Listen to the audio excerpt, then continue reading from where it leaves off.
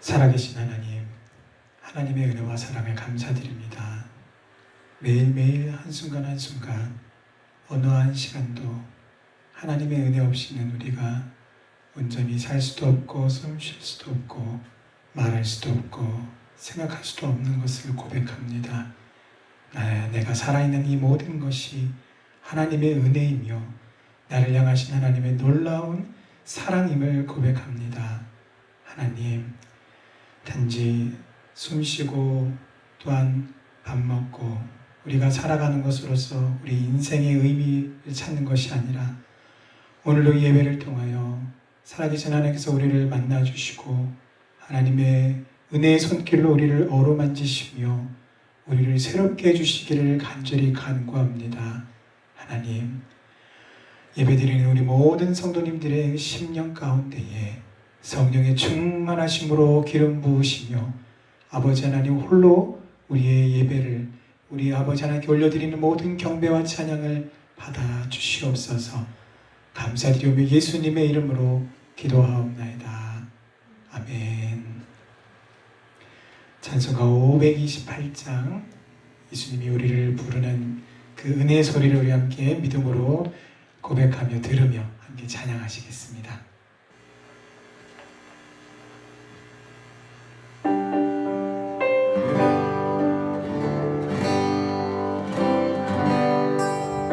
예수가 우리를 부르는 소리, 음성 부드러워 눈앞에 나와서 사면을 보며 우리를 기다리네.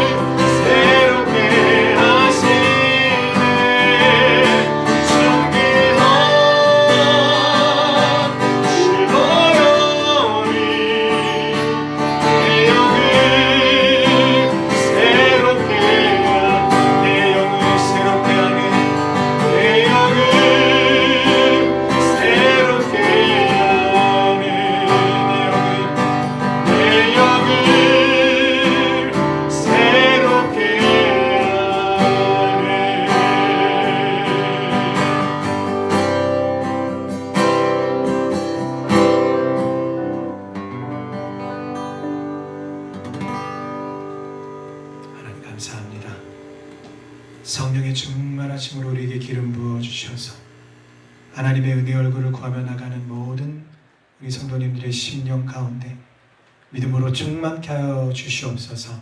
그리하여 여호와 하나님의 말씀을 이 시간 믿음으로 받을 때에 오늘 우리에게 주신 그 하나님의 말씀이 우리 안에 지식으로만 아버지 하나님 쌓이지 않게 하시고 하나님을 알아가는 인격적인 지식이 되게 하시며 아버지 하나님 믿음으로 승리하는 능력의 말씀이 될 수 있도록 우리에게 은혜와 능력을 더하여 주시옵소서. 감사드리며 예수님의 이름으로 기도하옵나이다. 아멘.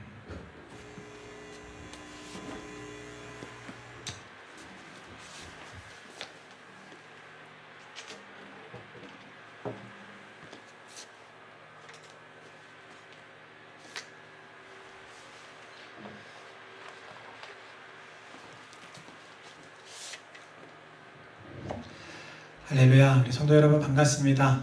지난 3일 동안 또 평안히 잘 지내셨습니까? 오늘은 저희가 교회론에 대한 세 번째 시간입니다. 그래서 교회론에 대한 그 부제가 너희는 너희를 누구라고 하느냐라고 하는 제목이 달려 있습니다. 너희는 예수님께서 하셨던 질문이죠. 너희는 나를 누구라고 하느냐라고 아니라 교회론이기 때문에 주님의 몸된 교회이기 때문에 너희는 너희를 누구라고 하느냐, 교회론에 대한 이야기고요. 오늘은 그 중에서도 세 번째 교회의 성례, 권세 그리고 사명에 대해서 함께 살펴보는 시간을 갖도록 하겠습니다. 교회는 무엇인가를 배울 수 있는 오늘의 이 자리, 굉장히 얼마나 복된 자리인 줄 모릅니다. 교회를 배우는 사람은요, 교회를 향한 하나님의 사랑과 또한 더불어서 아직도 믿지 않는 영혼을 향한 아버지 하나님의 안타까운 그 마음을 동시에 가져야 합니다. 주님이 복음 전파가 정말 긴급한 일이다라고 하는 것을 우리에게 알려주시는 그 메시지를 향해서 이 시간 우리의 귀를 열고 우리의 마음을 열어야 되겠습니다. 오늘날 전 세계에는요, 무려 10억 명이 넘는 사람들이 빈곤 가운데, 극심한 빈곤 가운데서 죽어가고 있습니다. 그들은 1달러 남짓한 돈으로 하루의 생계를 해결을 합니다. 그리고 2달러 미만으로 생계를 해결하는 사람까지 포함을 한다면 이러한 생활을 이어가는 사람은 약 20억 명에 육박하고 있습니다. 오늘 하루만도 매일매일 하루마다 26,000명의 아이들이 굶주림과 또 사실 미연에 예방 가능한 전염병으로 숨을 거두고 있습니다. 전쟁 지역에서 매설이 되는 지뢰의 수는 1년에 200만 개이고 또한 그 지뢰가 묻혀있는 곳, 숨겨져 있는 곳에 아기를 가지고 일부러 그 지뢰 매설 지역에 곰인형을 갖다 놓고 동화책을 갖다 놔서 아이들의 목숨을 노리는 그런 단체들도 있습니다. 그리고 아프가니스탄에 매설된 지뢰는 약 1,000만 개라고 합니다. 뿐만 아니라 아프리카와 아시아에 만연한 에이즈 문제도 그 못지않은 심각한 문제를 가지고 있습니다. 여러분, 그 임신한 상태에서 태아가 엄마의 몸을 통해서 에이즈에 감염되는 것을 모자 감염이라고 합니다. 이 모자 감염을 통해서 에이즈에 걸린 사람이 1년에 50만 명입니다. 이 모자 감염은요, 사실 예방할 수가 있습니다. 어떻게 하냐면요, 임신 7개월 때에 억제 약을 엄마가 복용한 후에 출산하고 나서 사흘 후에 이 신생아에게 이 링겔을 통해서 약제를 투여하면, 보조제를 투여하면 예방이 가능한 질병입니다. 그럼에도 불구하고 1년에 50만 명이 에이즈 문제로 고통을 당하고 있습니다. 이유는 방금 말씀드렸던 모자 감염을 막을 수 있는 비용은 한국 돈으로 대략 6,000원 정도 됩니다. 우리나라 사람들은 평균적으로 한 달에 400원 정도를 보조금으로 내놓고 있다고 합니다. 이것은 우리나라 국민 전체가 다 이러한 헌신을 하고 있지 않기에 결국은 일부의 사람들이 감당하는 것을 우리나라 국민 숫자로 나누는 것입니다. 그러다 보니까 1인당 얼마 이게 나오는 것인데 따져봤더니 결국은 1인당 한 달에, 그건 하루가 아닙니다. 한 달에 400원 꼴로 대한민국 국민들이 이런 문제를 위해서 보조하고 있다라는 통계가 나왔습니다. 유엔이 권장하고 있는 비용은요, 한 달에 5,000원 정도입니다. 5,000원. 그런데 에이즈 모자 감염을 예방할 수 있는 비용은 단돈 6,000원입니다.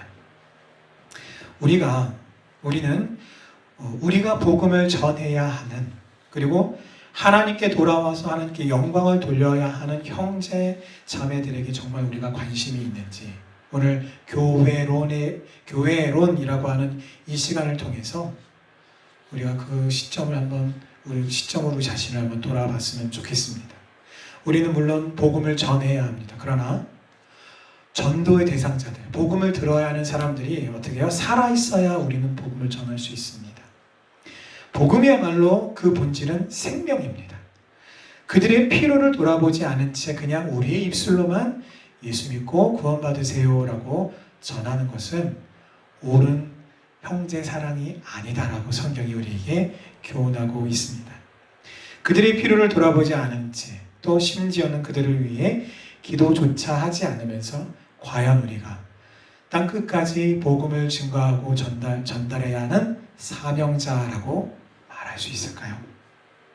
하나님은 그들의 눈물과 아픔과 고통의 자리에서 우리의 동참을 기다리고 계십니다. 모든 열방이 모여서 하나님을 예배하며 성찬을 나누고 세례를 받으며 섬기고 사랑하는 그 비전을 품고 그것을 실천하고자 다시 한번 다짐하는 저와 우리 성도님들, 우리 장락교회가 되기를 주님의 이름으로 축원합니다. 오늘 우리가 함께 더불어 살펴볼 하나님의 말씀은 함께 말씀을 받겠습니다. 마태복음 28장 19절에서 20절 그리고 골로새서 1장 28절과 29절 말씀입니다. 먼저 마태복음 말씀부터 한번 찾아보겠습니다. 마태복음 28장 19, 20절입니다.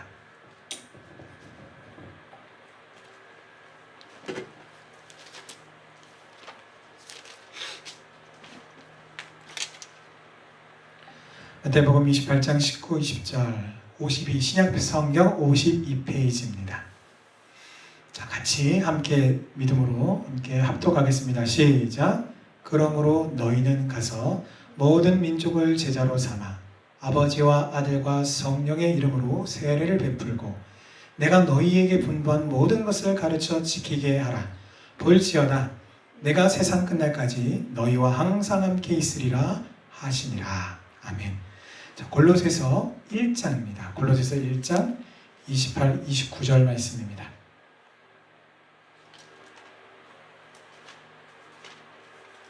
골로새서 1장 28, 29절 제가 가진 성경으로 신약성경 325페이지에 있습니다. 신약성경 325페이지 골로새서 1장 28절, 29절입니다. 자, 함께 우리 믿음으로 읽겠습니다. 시작. 우리가 그를 전파하여 각 사람을 권하고 모든 지혜로 각 사람을 가르침은 각 사람을 그리스도 안에서 완전한 자로 세우려 함이니 이를 위하여 나도 내 속에서 능력으로 역사하시는 이의 역사를 따라 힘을 다하여 수고하노라. 아멘. 네, 말씀드렸다시피 오늘은 교회론 마지막 시간입니다. 오늘 교회론 마지막 시간을 통해서 우리는 교회의 권세와 성례의 의미를 이해하고요. 또한 가르치고 전파하며 제자를 재생산하는 생명의 공동체가 되기로 오늘 주님 앞에서 다짐하는 시간을 가져보도록 하겠습니다. 그것을 위해서 우리는 오늘 4가지를 배울 것입니다. 첫째는 은혜의 수단에 대해서, 그리고 두 번째는 교회의 권세에 대해서, 그리고 세 번째는 교회의 사명에 대해서, 그리고 마지막으로 교회와 하나님의 나라에 대한 부분을 함께 살펴보고 마무리를 짓도록 하겠습니다. 자, 그 중에 오늘 첫 번째 은혜의 수단입니다. 은혜의 수단. 하나님의 백성인 성도가 은혜를 받기 위해서는 어떻게 해야 하는가? 바로 이 은혜의 수단을 통해서 은혜를 받아야 한다. 이 말의 의미는요, 다시 한번 설명드립니다. 이 은혜의 수단으로 우리에게 주어진 것 이외에 하나님이 인정하시는 그런 은혜 수단이 사실은 없다는 것이에요. 자, 그런데 이의제기가 있습니다. 자, 좀 더 구체적으로 말씀드리겠습니다. 이 은혜의 수단에는 3가지가 있습니다. 첫째, 말씀 선포입니다. 하나님의 말씀인 거죠. 두 번째, 성찬입니다. 그리고 마지막 세 번째가 세례입니다. 그래서 이 성찬과 세례는요, 보통 합쳐서 성례라고 이렇게 부릅니다. 그래서 이 은혜의 수단은 3가지인데요. 차례차례대로 한번 살펴보겠습니다. 첫 번째, 하나님의 말씀 선포입니다. 하나님 자신의 백성을 그리스도의 형상을 따라 새롭게 하시기 위해서, 그리스도의 형상을 따라 새롭게 한다는 이야기는요, 우리가 이전에 계속해서 배웠던 것처럼 그리스도의 장성한 분량을 향하여 하나님의 자녀가 성장하고 성숙하는 것을 가리킨 또 다른 표현입니다. 그리스도의 장성한 분량을 향하여 성장하고 성숙하는 것, 또 다른 표현이 뭐가 있었죠? 그것은 성화의 과정이다 라고 하는 또 다른 표현이 있었습니다. 성화의 과정. 내가 이 믿음의 길을 걸어가면서 내가 인생에서 닥쳐오는 여러 가지 문제들 속에서도 그것을 믿음으로 이기고 믿음으로 승리하는 성화의 과정, 내가 예수님을 닮아가는 성화의 과정. 자, 그런데 오늘 또 다른 표현이 나왔죠. 그것은 뭐냐면 그리스도의 형상을 따라 새롭게 하시기 위한, 우리를 새롭게 하신다, 그리스도의 형상을 따라서 새롭게 하신다라고 하는 또 다른 표현이 지금 또 등장하고 있습니다. 다시 말씀을 드립니다. 은혜의 수단은 세 가지가 있는데 그 중에 첫 번째, 하나님의 말씀의 선포입니다. 이 하나님의 말씀의 선포는 하나님이 자신의 백성을 그리스도의 형상을 따라 새롭게 하시기 위해서 사용하시는 은혜의 최고의 수단이다 라고 말씀드릴 수 있습니다. 자, 말씀 선포를 주시는 이유는 두 가지가 있는데요. 첫 번째, 성도들을 세우고 성장시키기 위해서입니다. 우리를 성장시키기 위해서 말씀을 우리에게 주시는 거예요. 우리 믿음이 성장해 가기 위해서. 자, 여러분, 여기 지금 태어난 지 이제 며칠 안 되는 갓난아기가 있습니다. 이제 갓난아기가 태어났으니까 어떻게 해요? 모유를 먹어야죠. 엄마 품에서 엄마의 젖을 빨면서 모유를 막 먹습니다. 그런데 이 아이가 아주 특별한 아이예요. 어떤 아이냐? 엄마를 향한 또 아빠를 향한 이 부모님을 향한 효심이 지극히 깊어가지고 이 아이가 생각을 합니다. 아, 내가 지금은 비록 엄마의 젖을 빨고 이렇게 어리지만 내가 며칠 내로 우리 나를 위해 수고하시는 부모님을 내가 위로해 드리리라. 우리 부모님을 내가 안마해 드리리라. 집안일을 내가 도와주고 설거지도 해주고 청소하리라. 마음은 이렇게 먹었단 말이에요.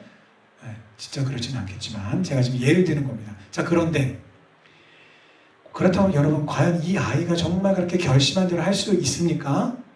할 수 없죠. 왜요? 아직은 성장이 미숙하기 때문에 그렇습니다. 만약에 이 아이가 정말 그렇게 하기로 결단을 하고 만약에 그것을 시도해 본다고 생각해 보십시오.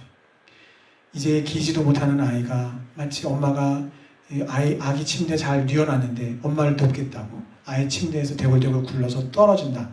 큰일 납니다. 큰일 나요. 이 어린 갓난아기가 지금 그 어린 발달이 어린 시점에서 부모님을 도와주고 부모님을 가장 기쁘게 할 수 있는 최고의 효는 뭡니까? 열심히 먹는 거예요. 모유를 먹고, 그게 부족하면 분유까지도 먹고, 그리고 잘 먹고, 또 어떻게 해요? 잘 자고, 또 배설 잘하는 거, 그리고 특별히 육아하는 엄마 피곤치 않게 밤에 잘 자고 낮에 잘 놀다가 낮잠 살짝 자고 다시 밤에 잘 자주면 최고의 자녀입니다. 최고의 자녀. 그 어린 때. 무엇을 말합니까? 하나님이 우리에게 말씀을 선포하시는 이유가 뭡니까? 가장 첫 번째는 뭐니 해도 우리의 믿음, 성도들을 세우고 말씀의 반석 위에 세우고 우리의 믿음을 성장시키기 위해서 하나님의 말씀의 선포를 우리에게 주시는데, 그 말씀의 선포를 통해 가장 강력한 하나님의 은혜가 우리의 심령 가운데에 임한다라는 것입니다. 자, 말씀을 우리에게 말씀을 주시는 두 번째 이유가 있는데, 그것은 바로 비로소 믿지 않는 사람들을 전도하기 위해서입니다. 자, 첫 번째 이유가 우리의 믿음이 성장하게 하기 위해서라고 말씀을 드렸어요. 자, 그런데 이 두 번째는 하나님이 우리에게 말씀에 은혜를 주시는 이유가 뭐라고요? 믿지 않는 사람들을 전도하기 위함이다라고 말합니다. 이것은 무엇을 의미하냐면요, 우리의 신앙이 성장하고 성숙하다가 어느 일정한 궤도에 이르면 반드시 우리의 믿음의 그 방향은 외부의 사람들, 믿지 않는 자들을 전도하는 방향으로 우리의 운동성이 확장되어야 한다는 것을 의미합니다. 끝까지 나는 그냥 은혜만 받겠어 라고 하는 것은 잘못된 것이다 라는 것을 말씀하고 있는 것입니다. 요한복음 17장에 가면 예수님께서 아주 17장 아주 긴 장을 할애해서 예수님의 기도문이 나옵니다. 근데 우리는 이 기도문을 가리켜서 대제사장의 기도다라고 그렇게 부릅니다. 왜냐하면 예수님이 구원하실 모든 구원받을 영혼들을 대표해서 하나님 앞에 기도하고 있는 그런 내용이기 때문에 그렇습니다. 그래서 이 요한복음 17장 대제사장의 기도를 통해서 아버지가 예수님 자신을 이 세상에 보내신 것처럼 주님을 기꺼이 따르는 제자들을, 주님을 믿어야 할 자들, 복음 전파의 대상자들을 향해서 파송한다라는 사실을 아주 구체적으로 말씀하고 있습니다.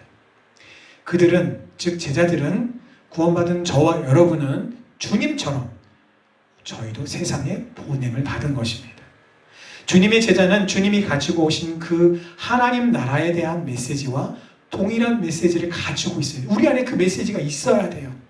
교회 밖에 있는 사람들이 자신의 죄를 깨닫고 회개하도록 우리 구주 예수 그리스도의 살아있고 생기 넘치는 믿음으로 인도될 수 있도록 그들에게 복음을 전파하는 것은 바로 교회가 가장 붙들어야 될 핵심적인 사명이요 직무인 것입니다.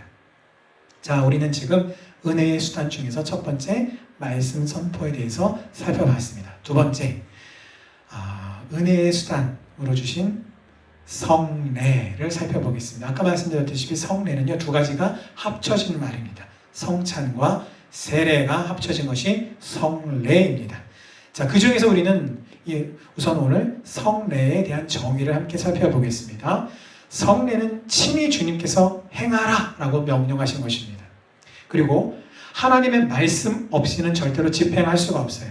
즉 성례의 집행에는 반드시 항상 하나님의 말씀이 함께 선포가 되어야 합니다. 그래서 여러분 세례식 할 때도 가만히 보면은 그 세례식을 집례하는 담당 목사가 하나님의 말씀을 계속해서 읽습니다. 또 어느 때요? 성찬식 때도 보면 떡과 포도주를 나누기 전에 하나님의 말씀을 또 그 집례하는 목사가 또 말씀을 선포합니다. 말씀 없이는 결코 집행할 수 없는 것이 바로 성례예요.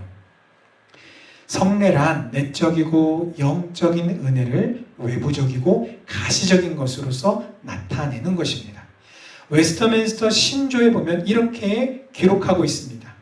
성례전은 그리스도께서 그의 교회에 보이시고 은혜 언약 안에 있는 자들에게 그의 중보의 은혜를 인치고 나타내며 그들의 믿음과 각종 은혜들을 증가시키며 그들로 하여금, 여기서 그들은 계속 저와 여러분을 가리킵니다. 그들로 하여금 복종케 하고 그들의 사랑과 서로의 교제를 소중히 여기고 증거하며 그리스도 밖에 있는 자들로부터 그들을 구별하기 위해 친히 제정하신 거룩한 규례이다.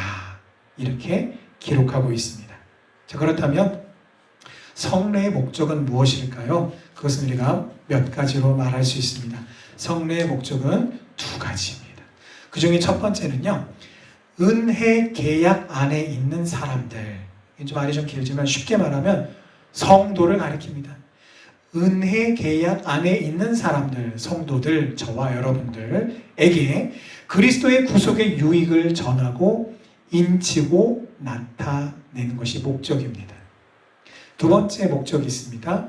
우리가 교회의 지체임을 보여주는 눈에 보이는 상징과 증거, 보증이다라는 것입니다. 저희들이 지금 오늘이 교회론 세 번째인데 지나간 그 수요예배 교회론 시간에 이렇게 배웠잖아요. 우리는 주님의 교회다. 예수님은 우리의 머리 되신다. 그리고 우리는 우리의 머리 되신 주님의 몸으로서 주님의 성전, 교회다. 우리가 바로 교회다라는 것을 배웠습니다. 그리고 머리와 몸이 이렇게 목을 통해서 연합해서 유기체적으로 하나가 되듯이 예수님과 우리는 연합하여 하나다. 이렇게 지금 배웠잖아요. 그런데 가만히 생각해 보십시오. 나만 교회가 아니라 내 옆에 있는 성도, 그 성도, 저 성도, 이 성도, 모든 성도가 다 예수님과 하나된 교회입니다. 그렇다면 나와 옆에 있는 우리 형제 자매, 우리 지체들과는 어떤 관계일까요? 우리가 모두가 동일하게 주님 안에서 한 몸이고 한 교회라는 것입니다. 그래서 이처럼 성례의 목적이 뭐냐? 성찬식을 거행하고 세례를 베푸는 목적이 무엇이냐? 우리 한 성도 한 성도 우리 모든 교회가 우리가 교회의 지체임을 보여주는 눈에 보이는 상징이고 보증이다라는 것입니다. 자, 세 번째. 자, 성례 두 번째죠. 세례입니다. 세례. 성례는 성찬과 세례를 합쳐서 성례라고 말씀을 드렸고 우리는 그 중에 먼저 지금 성례를 살펴봤고요. 그 중에서 우리는 첫 번째로 세례에 대해서 함께 살펴보도록 하겠습니다.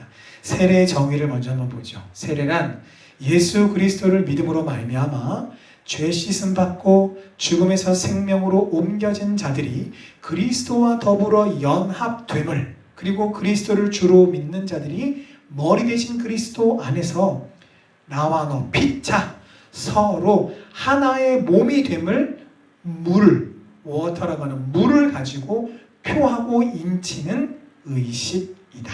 그것이 세례다라고 말하고 있습니다. 자, 성경에 사용이 된 세례라는 말의 이 단어의 원래의 의미는 어떤 의미들이 있냐면 이런 다음과 같습니다. 물에 적심, 물을 찍어 바르다, 혹은 담그다, 아니면 염색하다, 씻는다, 목욕, 이런 의미가 그 세례라고 하는 단어에 포함되어 있습니다.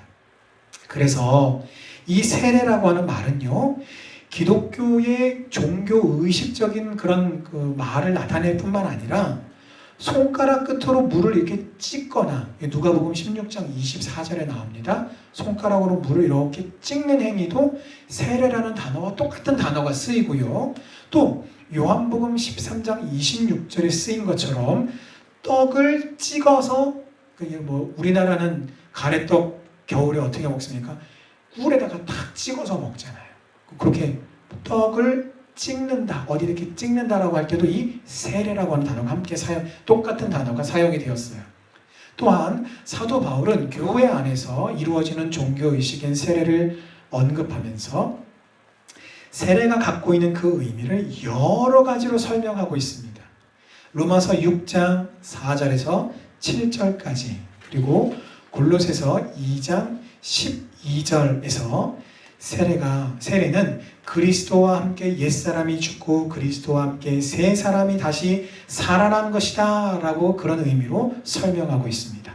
골로새서 2장 12절 말씀을 제가 읽어드리겠습니다. 너희가 세례로 그리스도와 함께 장사되고 또 죽은 자들 가운데서 그를 일으키신 하나님의 역사를 믿음으로 말미암아 그 안에서 함께 일으키심을 받았느니라. 아멘. 자, 다음으로요, 에베소서 5장 25절, 또 디도서 3장 5절에서는 어떤 의미로 세례를 설명하고 있는가? 죄로 더러워진 마음, 죄로 더러워진 우리의 생활을 깨끗하게 씻는 것을 의미하고 있다라고 말을 합니다. 또한 고린도전서 12장 13절, 그리고 갈라디아서 3장 27절에서는 한 성령으로 그리스도와 더불어 연합하여 한 몸이 되는 것이다 라는 의미로 그렇게 설명하고 있습니다. 자, 또한 세례는요, 거룩하신 자에게서 받는 기름 부음, 혹은 주님께로부터 받는 기름 부음, 또는 성도를 함께 모이게 하는 주 예수의 이름, 또는 마지막으로 내 몸에 가진 예수의 흔적이라고도 표현하고 있습니다. 이상 세례의 정의를 살펴보았고요. 자, 세례의 기능에 대해서 한번 알아보겠습니다. 세례의 기능. 첫 번째, 세례는요, 죄사함에 대한 그러니까 죄사함과 칭의에 대한 상징이자 동시에 보증입니다. 다시 한번 말씀드립니다. 세례의 기능 중에 첫 번째, 세례는 죄사함과 칭의에 대한 상징이자 동시에 보증입니다. 좀 더 구체적으로 한번 설명드릴게요. 이 말이 뭘 의미하냐면요, 세례를 받았기 때문에 의로워진 것이 아니라 의롭게 되었기 때문에 세례를 받은 것이다 라는 것입니다. 제가 왜 이렇게 말씀을 드리냐면, 이따 뒤에서도 조금 더 자세하게 말씀을 드리겠지만, 세례 그 자체, 세례라고 하는 예식 자체에 죄인을 깨끗게 하고 어떤 구원을 만들어주는, 구원받게 하는 어떤 능력이 있는 것으로 오해하시는 분들이 있기 때문에 그렇습니다. 다시 말씀을 드립니다. 세례를 받았기 때문에 의로워진 것이, 하나님 앞에 의로워진 것이 아닙니다. 반대로 예수 그리스도의 거룩한 그 보혈의 공로로 말미암아 의로워졌기 때문에 세례를 받은 것입니다. 그래서 세례는 죄사함과 칭의의 수단이 아니라 그것들을 보증하는 수단이 되는 것입니다. 자, 두 번째, 세례의 기능 두 번째. 세례는 거듭남과 그리스도와의 연합과 성령을 우리가 받은 것을 상징하는 인칭, 도장꽝이다 라는 것입니다. 세 번째, 세례의 기능 마지막 세 번째는 세례는 주님의 몸인 교회의 지체가 되었다라고 하는 상징이에요. 그래서 여러분, 세례식을요 보통 교회에서 거행할 때에 그냥 1대1로 만나서 조용히 거행하지 않잖아요. 보통 세례식을 거행하면요 주일 예배 시간에, 그것도 예배 중간에 합니다. 예배 다 끝나고 하지 않아요. 보통 설교 전에 한참 모든 성도들이 다 보는 앞에서, 이거 무엇을 의미합니까? 세례식이라고 하는 것은 주님의 몸인 교회, 나도 교회, 너도 교회, 주님, 우리 모두가 다 함께 주님의 몸이란 말이에요. 그래서 이 지금 앞에서 세례식을 거행한다는 것은 이 세례를 받는 지체가 이제 곧 나와 동일하게 주님의 몸으로서 우리가 하나가 된다라고 하는 아주 굉장한 의미가 있는 것입니다. 그렇기 때문에 세례는 주님의 몸인 교회의 지체가 되었다라고 하는 상징인 것입니다. 세례는 세상으로부터 분리되어 눈에 보이는 그리스도의 몸이 되는 아주 공식적인 입문이며 외적인 양식이 되는 것입니다. 우리는 사실 보이지 않는 교회에 속해 있지만 또한 보이는 교회에도 속해 있죠. 우리가 눈에 보이지 않는 교회, 천상교회, 또 어떤 그런 무형교회에 대해서 배웠고요. 눈에 보이는 교회로 지상교회, 그리고 또 유형교회, 교회론에 대해서 지나간 수요일날 다 배웠던 내용들입니다. 그래서 이와 같이 우리가 눈에 보이지 않는 교회에 소속이 되어 있으면서 동시에 눈에 보이는 장락교회라고 하는 교회에 또한 소속이 되어 있습니다. 그래서 이러한 모든 사실에 대한 상징과 보증이 바로 세례입니다. 그러면 누가 세례를 받을 수 있을까요? 세례의 대상에 대해서 알아보겠습니다. 세례의 대상은 예수 그리스도를 공적으로 주와 또한 그리스도로 구주로 시인하여서 믿고 주님께 복종하겠다라고 진실한 신앙을 고백한 자들에게 베푸는 것입니다. 마가복음 16장 16절 말씀에 보면 믿고 세례를 받는 사람은 구원을 얻을 것이요 믿지 않는 사람은 정죄를 받으리라 라고 말씀하고 있습니다. 즉 이 말은 무슨 말이냐, 세례는 아무에게나 베푸는 예식이 아닙니다. 세례는요 반드시 믿음이 전제되어야 합니다. 이것은 아까 말씀드렸던 것처럼 세례 그 자체가 믿음을 생겨나게 하거나 구원을 주는 절대적인 조건이 아니기 때문에 그렇습니다. 다만 지금 세례를 받는 이 지체가 예수를 구주로 믿고 구원받는 믿음이 있다, 믿음을 가지고 있다라고 하는 사실을 나타내는 증표임을 의미하는 것입니다. 그래서요, 사도들은 예수님의 명령을 따라서 반드시 먼저 복음을 전한 후에 그 복음을 받아들여서 예수님을 영접한 사람들에게만 세례를 베풀었습니다. 간혹 저도 과거에 그랬는데 좀 제가 참 들어드리기가 어려운 부탁을 하시는 분들이 계세요. 목사인 저에게 어려운 부탁을 하시는 분들이 계시는데 뭐냐면 이런 것입니다. 어떤 한 그 집사님이 자신의 그 가족 중에 한 분이 지금 지병에 걸려서 오늘 내일 하시는 거예요. 근데 그분이 예수님을 믿지 않아요. 그러다 보니까 그 자신의 그 가족을 놓고 그분이 예수님을 만나기를, 구원받기를 그렇게 간절히 기도했는데 이제 암이 말기가 되어서 돌아가시기 얼마 전인데 아직까지도 예수님을 믿지 않는단 말이에요. 그러다 보니까 그 분을 위해서 계속 기도해 오셨던 그 집사님의 마음에 아주 달아오르는 거예요. 그러다 보니까 어떤 부탁을 하냐면 저의 목사를 찾아와서 이런 부탁을 합니다. 목사님, 곧 소천하실 것 같은데, 얼마 안 남으신 것 같은데 제발 병상에 오셔서 세례를 좀 베풀어 주세요. 그래서 장례식에 성도 아무개라는 이름이라도 이렇게 붙일 수 있도록 좀 도와주세요. 이렇게 부탁을 요청하시는데 이런 부탁을 받으면 제가 아주 심각한 고민에 빠집니다. 왜냐하면 예수님을 아직 영접하지 않고 모르시는 분에게 세례를 베풀어 달라는 요청을 하시고 있기 때문입니다. 어떻게 하면 좋을까요? 목사인 저로서는 굉장히 난감하죠. 그러면 여러분, 해결 방법은 간단합니다. 찾아가요. 그 병상에 누워 계신 분을 찾아갑니다. 찾아가서 어떻게 하느냐? 세례를 베푸는 게 아니라 가서 복음을 전하는 겁니다. 아주 기도를 많이 하고 기도를 준비해 가서 그분을 만나서 하나님의 은혜 가운데 그분이 선명한 복음을 듣도록, 예수님이 십자가의 복음을 듣도록, 그리고 그분이 예수님을 영접할 수 있도록 최선을 다해서 그분에게 복음을 전하고 또한 권면하고 또 설득을 합니다. 그래서 그분이 그곳에서 예수님을 영접하시면 얼마든지 그 자리에서 병상 세례를 베풀 수 있습니다.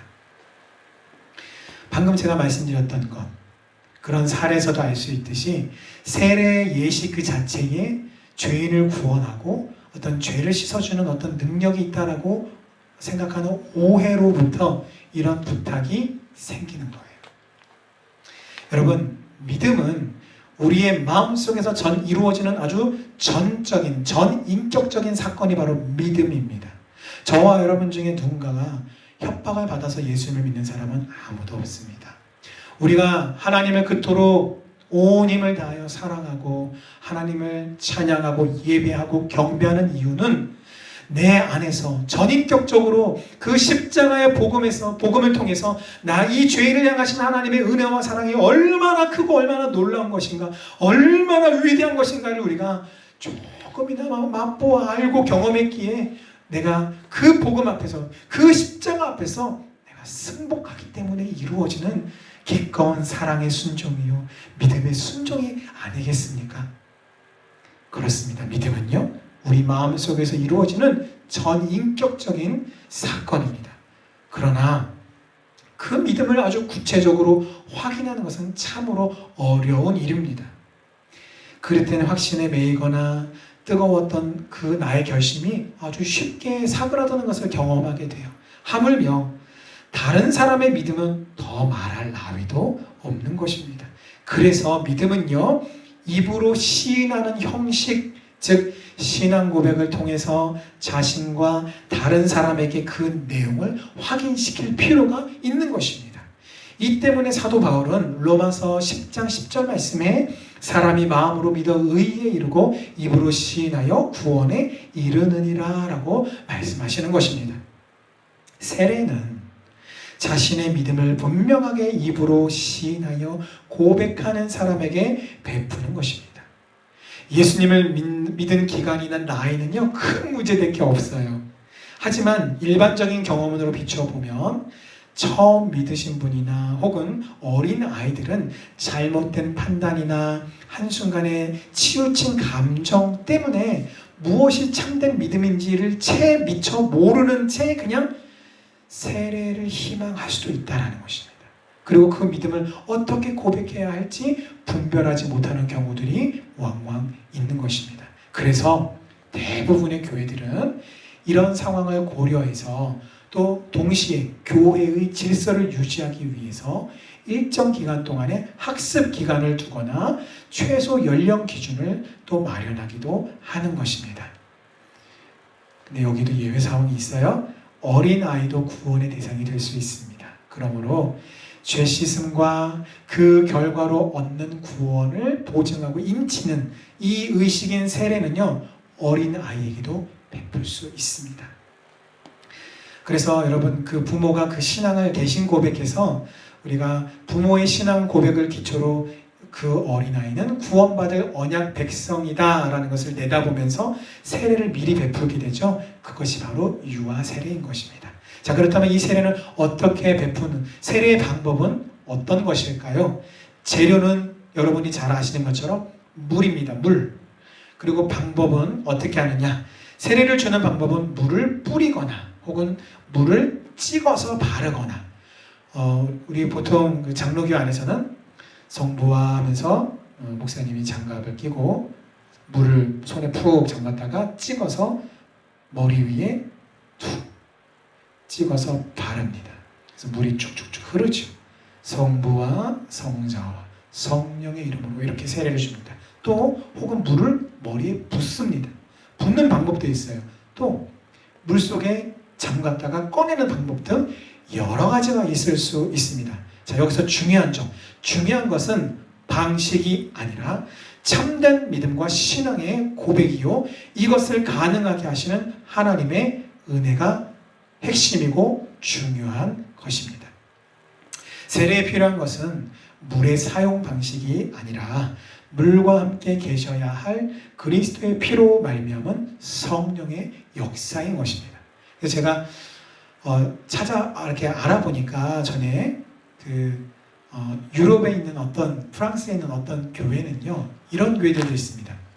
본당 이 강대상 한 가운데에 나무 뚜껑이 있어요.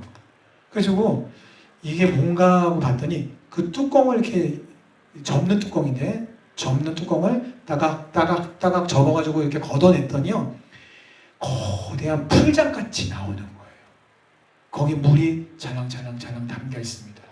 그게 뭐예요? 거기가 바로 세례 장소인 거예요.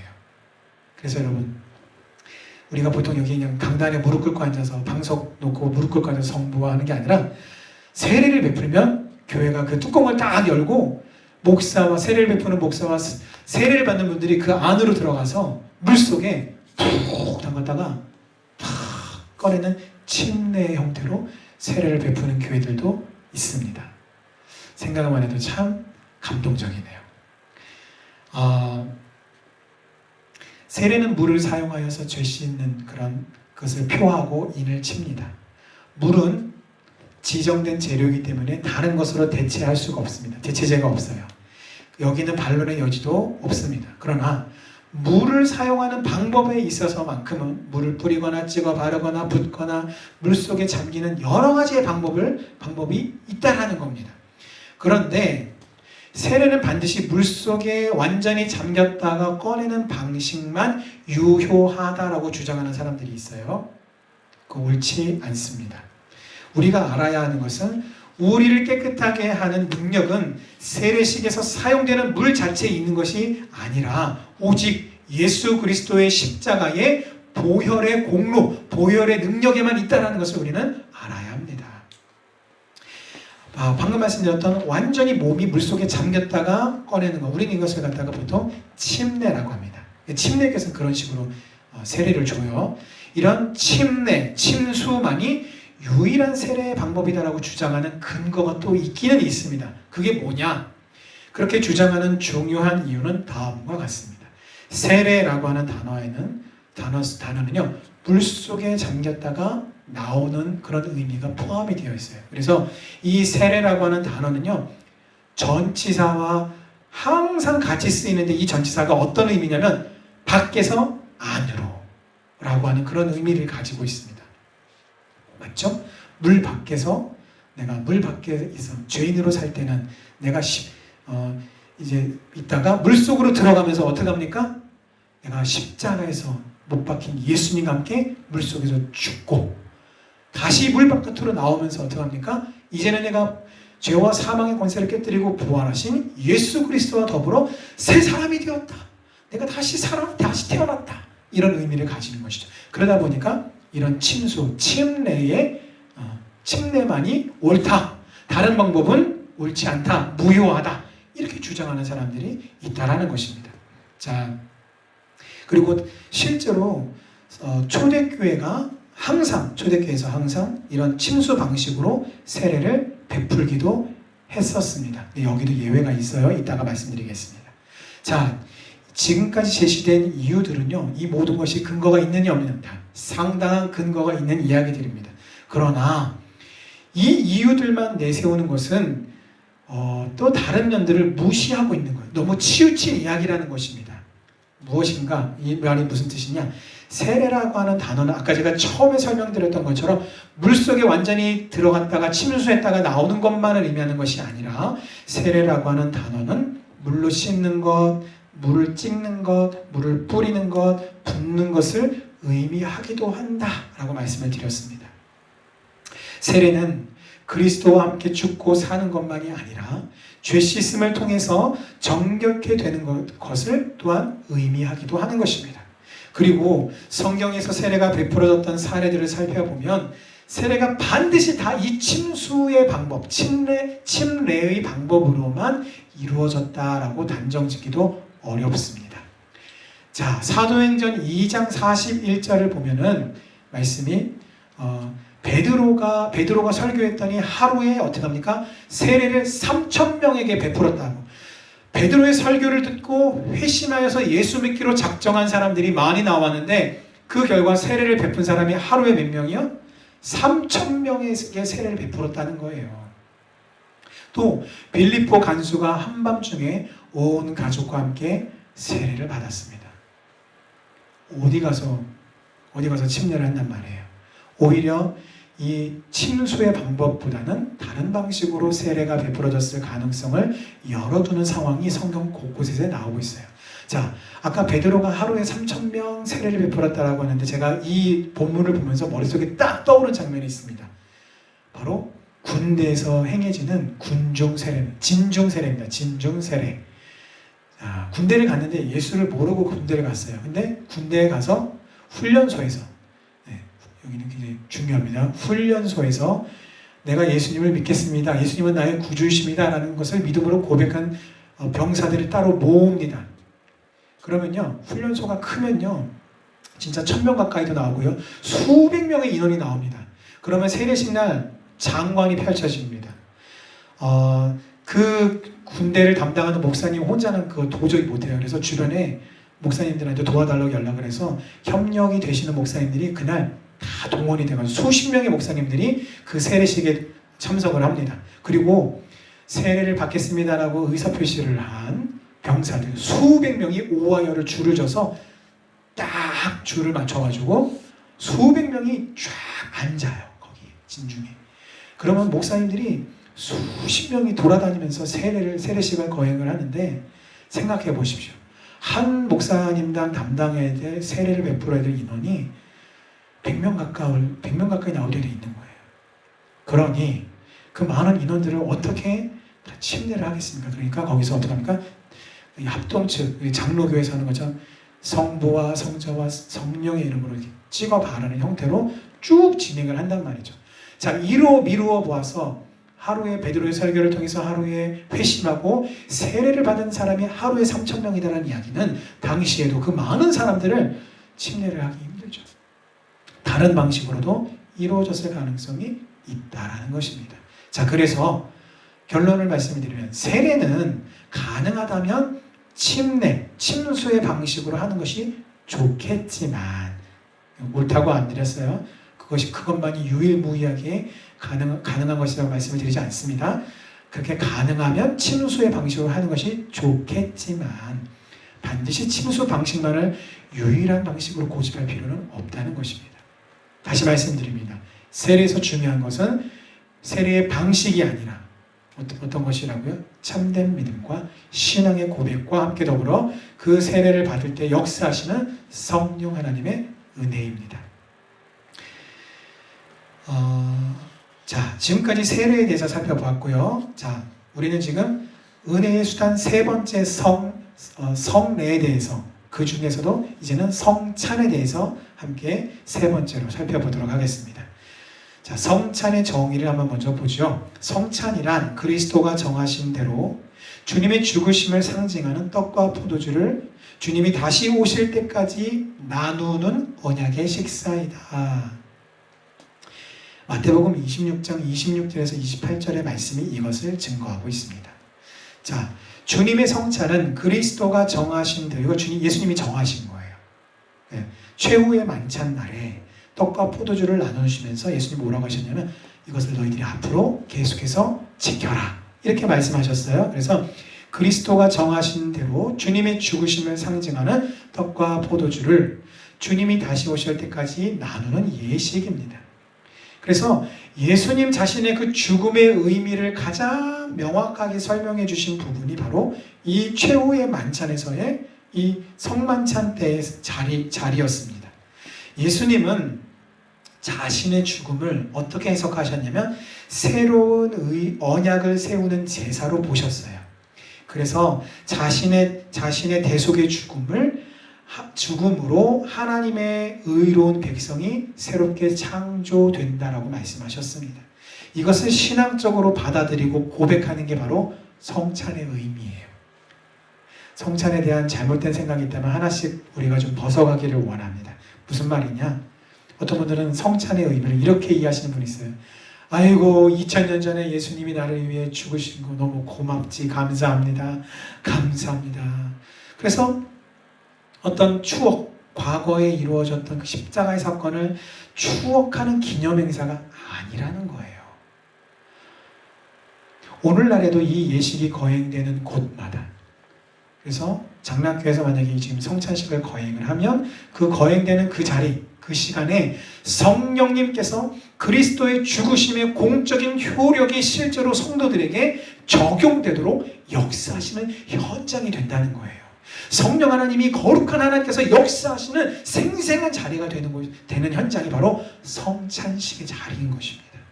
그래서 이 성찬에 참여하는 자들은 성령의 역사를 기대하지 않고 아무렇게나 참여하는 오류를 범해서는 안 됩니다. 그것을 위해서 자신을 부지런히 자신이 거룩한지를 살펴야 합니다. 이 부분에 대해서도 조금 더 뒤에 좀 더 자세하게 말씀을 드리겠습니다. 우리는 지금 성찬의 의미를 정의를 살펴보았고요. 두 번째로 성찬은 어떤 의미가 있는지 한번 보겠습니다. 우리가 아는 것처럼 떡은 그리스도의 살을, 포도주는 그리스도의 피를 상징한다라고 이렇게 지금 말하고 있죠. 자, 성찬은 어떤 의미가 있느냐? 그것은 세 가지의 의미가 있습니다. 첫째는 성찬은 예수 그리스도의 죽으심에 참여함을 확증합니다. 예수님의 그 죽으심에 나도 동참합니다라는 것을 확증한다라는 것입니다. 왜냐? 성찬은 예수님의 죽으심에 대한 상징적인 표시이기 때문에 그렇습니다.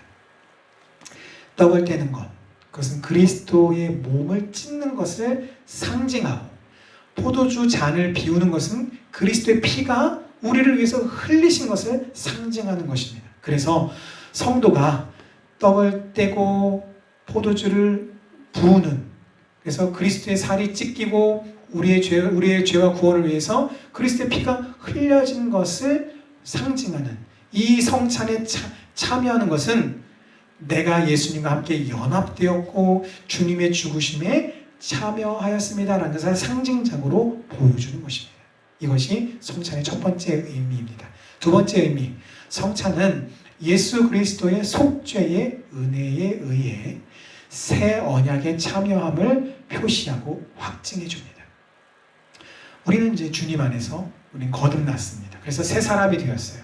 하나님의 의와 거룩함으로 지으심을 받은 새 사람을 입었다라고 그렇게 우리를 향해 말씀하고 있습니다. 그런데 그게 이제 예를 들어서 뭐 예수 믿은 지 뭐 한 30년이 지났다, 40년이 지났다 그래가지고 옛날에 들었단 말이에요. 그래서 내가 새 사람이 되었다는데 이게 아니라 성찬식을 거행하면서 내가 그 새 언약에 동참한 자라는 것을 리뉴얼, 새롭게 갱신하는 거예요. 새롭게 다시 한번 확신시켜주는 거예요. 그 의미가 바로 성찬의 두 번째 의미인 것입니다.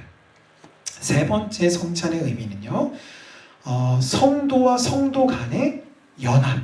아까 우리가 성도가 하나다라는 것을 보여주는 것이라고 말씀을 드렸잖아요. 그래서 성찬의 의미는 나와 예수님과의 이 개인의 관계만 중요한 게 아니라 나와 지체, 우리 장락교회 안에서의 성도와 성도, 형제와 자매 간의 성도 간의 연합과 교제를 표시하고 확증하는 의미로서 아주 중요한 것입니다. 아까 말씀드렸지만 다시 말씀드려서 성찬에 참여하는 자들은 그리스도에게 연합할 뿐만 아니라 서로에게도, 성도 간에도 서로에게도 연합됩니다. 한 몸이라는 거예요. 사도 바울은 고린도전서 10장 16절 17절 말씀에 우리가 축복하는 바 축복의 잔은 그리스도의 피에 참여함이 아니며 우리가 떼는 떡은 그리스도의 몸에 참여함이 아니냐. 떡이 하나요 많은 우리가 한 몸이니 이는 우리가 다 한 떡에 참여함이라고 가르칩니다. 즉 바울은요, 성찬식에 참여한 자는 그리스도에게 참여한 자가 되고 또한 그리스도와 하나가 된 자, 심지어는 한 몸이 되었다라고 말을 하고 있습니다. 그러므로 성찬 예배에 참여해서 함께 떡을 뗄 때에 우리가 하나인 동시에 전체의 일부임을 다시 한번 깨닫게 되는 것입니다. 주님은 주님의 피와 살을 기억하여 주님의 십자가의 은혜를 더욱 깊이 묵상하는 시청각 제도를 이 성찬식을 통해서 마련하신 거예요. 그리고 그것을 우리에게 지켜라 라고 규례를 정하셨습니다. 그래서 성찬은 주님의 죽으심을 전파하는 아주 적극적인 의미가 있습니다. 성찬식을 통해서 주시는 하나님의 은혜를 가지고 세상에 나가서 복음을 전하는 것입니다. 또한 성도가 서로 함께 성찬을 나눔으로써 교제와 사랑을 나누는 것 역시 성찬의 올바른 자세인 것입니다. 자, 이제 성찬과 관련된 몇 가지 견해들을 함께 한번 살펴보겠습니다. 이 성찬과 관련해서 4가지 견해가 있는데요. 자, 그 중에 첫 번째, 화채설이라는 게 있습니다. 화채설. 한자로 보면 될 화자에 몸채자를 씁니다. 그래서 실제로 몸이 몸으로 된다, 몸으로 변한다. 무슨 말인지 한번 설명드릴게요. 성찬식에 사용되는 떡과 포도주가 실제로 우리가 그걸 받아서 먹어서 입에 넣어서 목으로 삼켜서 넘어갈 때에 실제 예수 그리스도의 실제 피와 살로 변한다라고 하는 주장입니다. 그래서 화채설이에요. 그리고 이것은 로마 캐톨릭에서 주장하는 주장입니다. 이 말은 로마 교회는 그리스도의 육체가 성찬에 임재한다라고 주장하는 것입니다. 자, 이유가 있어요. 예수님이 이 최후의 만찬 때 떡을 떼시면서 제자들에게 나눠주시면서 뭐라고 하셨냐면 받아 먹으라. 이는 내 몸이니라 라고 말씀하셨어요. 그래서 내 몸이다. 이 떡이 내 몸이다 라고 하는 이 예수님의 말씀을 가지고 로마 캐톨릭에서는 이거 먹으면 그래 내 손에 있을 때까지만 해도 그냥 떡이었는데 내가 먹어서 넘어갈 때 실제 예수님의 살로 바뀌어 라고 이야기하는 거예요. 왜? 예수님이 내 몸이라고 말씀하셨으니까. 이게 로마 캐톨릭의 주장입니다. 자, 그런데 이 주장은요 사실 성경적이지 않아요. 그리고 반박되는 반대 주장을 면치 못하는 이유 3가지가 있어요. 첫 번째, 육신으로 지금 그 성만찬 때를 한번 상상해 보십시오. 육신으로 제자들 앞에 서 계신 예수님이 자신의 손에 자신의 살을 가지고서 그걸 떼셨다고요? 이 자체가 말이 안 되는 거예요. 두 번째, 성경은 떡이 변화되었다라고 생각할 만한 때도 그조차도 역시 그걸 가리켜서 그냥 떡이라고 표현하고 있습니다. 아까 제가 고린도전서 10장 16, 17절을 읽어드렸는데 그 중에 17절 말씀이죠. 제가 한 번 더 읽어드릴게요. 17절 말씀. 떡이 하나요. 많은 우리가 한 몸이니 이는 우리가 다 한 떡에 참여함이라. 한 떡에 참여했다는 이야기는 예수님과 더불어 우리가 연합되었다, 하나가 되었다, 어떤 그런 구원받은 결과로서 교회가 되었다라고 하는 결과로서를 두고 말하는 거거든요. 자, 그렇다면 로마 캐톨릭의 주장대로라면은 바울은 이렇게 쓰면 안 되죠. 이 부분을 다 한 몸에 예수님의 몸에 참여함이 되었다 이렇게 표현해야 되는데 그게 아니라 그냥 한 떡에 참여함이 되었다라고 바울은 그렇게 말하고 있습니다. 마지막 3번째는요. 모양과 냄새와 또 맛이 떡과 포도주인데 그거를 실제 살과 피라고 믿는 것은 상식에 어긋난 것입니다. 이상 로마 캐톨릭의 화채설에 대해서 살펴봤고요. 두 번째 살펴볼 것은요. 종교개혁자인 마르틴 루터가 주장한 주장인데 이것을 가리켜서 우리는 공제설이라고 합니다. 공제설. 이 주장은 성찬식에 사용되는 떡과 포도주에 예수님의 영육할 때 영뿐만 아니라 부활하신 몸이 함께 계신다라고 하는 주장입니다. 좀 미묘하기 때문에 주장들을 들어보면 도대체 뭐가 다른 거지? 라고 하실 수 있는데 잘 들어보시기 바랍니다. 공제설, 이 성찬론의 문제점 아까도 말씀드렸지만 예수님이 이것은 내 몸이니라고 하신 이 구절을 두고 어떻게 해석하느냐에 따라서 완전 다 달라지는 거예요. 이 성찬 제정의 말씀을 이 마르틴 루터는 문자 그대로 받아들였어요. 그래서 떡과 포도주, 예수님 손에 있는 거 맞아, 떡과 포도주야. 그런데 예수님의 전 인격, 즉 예수님의 살과 피가 우리 눈으로 봤을 때는 떡인데 그 떡 속에 살이, 그리고 우리 눈에 봤을 때는 포도주인데 그 포도주 속에 예수님의 피가 임재했다. 이렇게 보는 것이 공제설입니다. 근데 이 견해는요, 아까 먼저 말씀드렸던 로마 캐톨릭의 화채설에서 그거나 엉댕이나 방댕이나 궁댕이나 볼기장이 다 똑같은 거예요. 별로 그렇게 큰 차이가 없어요. 자, 세 번째 그래서 살펴볼 것은요, 종교 개혁자 중에 한 명인 쯔빙글리라고 하는 분이 계세요. 이 쯔빙글리 파의 견해인데 이것을 가리켜서 우리는 기념설이다라고 말합니다. 기념설. 자, 어떤 내용이냐? 성찬식에는 예수 그리스도께서 영적으로든 육적으로든 임재하시지는 않으며, 성찬식은 단지 교회의 회중이, 성도들이 예수 그리스도의 죽으심을 기념하는 그냥 세러머니, 의식에 불과할 뿐이다 라고 주장했습니다. 자, 세 번째 주장인 이 쯔빙글리파의 기념설은 어떤 내용이냐? 쯔빙글리가 봤더니 로마 캐톨릭, 그 다음에 마르틴 루터, 너희들 너무 나갔어, 너무 오버했어. 아니 뭐 예수님의 피와 살로 진짜로 바뀐다고? 아니 뭐 그 속에 겉으로는 떡이고 겉으로는 포도주인데 그 속에 예수님의 살과 피가 임재한다고? 아니야. 너희는 너무 나갔어. 이건 단지 그냥 기념하는 것 뿐이야. 예식일 뿐이야. 라고 반대급부적으로 주장하게 된 것입니다. 저는 이 주장 역시 한쪽으로 또 반대로 완전히 치우쳤어요. 뭐예요? 성찬 예식에 임하는 하나님의 영적인 의미가 분명히 있습니다. 그런데 그걸 깡그리 무시하고 그냥 단지 세레머니야, 기념식이야, 예식이야 라고 그렇게 주장한 것입니다. 자, 그래서 살펴볼 마지막 네 번째, 저와 여러분이 속한 우리 장락교회가 소속되어 있는 개혁주의 교회에서의 개혁파의 견해인데, 이것을 주장한 분은 우리 장로교회 창시자인 존 칼빈 목사님, 칼빈 목사님이 주장한 영적 임재설입니다. 영적 임재설. 임재하기는 임재해. 근데 그것은 영적으로 임재하는 거야. 자, 설명 한번 들어보죠.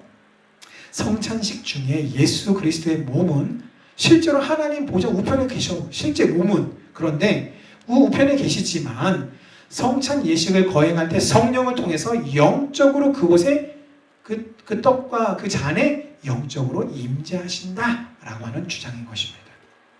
이 주장은요, 아까 로마 캐톨릭 루터파 저쪽으로 치우쳤죠. 몸으로 실제로 몸이다.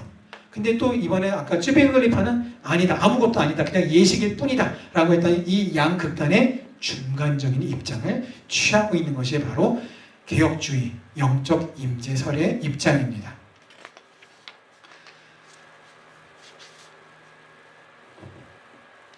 자, 그렇다면 우리는 성찬의 대상은 누구일까요? 누구에게 성찬식을 베풀어야 될까요? 성찬은 모든 사람을 위한 것이 아닙니다. 예수 그리스도를 믿는 성도들을 위한 것입니다. 아직 분별할 수 있는 연령에 이르지 못한 아이들은 성찬식에 참여하는 것이 합당치 못하며, 진실한 성도일지라도 자신이 성찬식에 참여할 자격이 없는 영적 상태에 있지 않은지를 주의 깊게 살펴봐야 돼요. 자, 이것과 관련해서 제가 실제 사례 두 가지를 말씀을 드릴게요.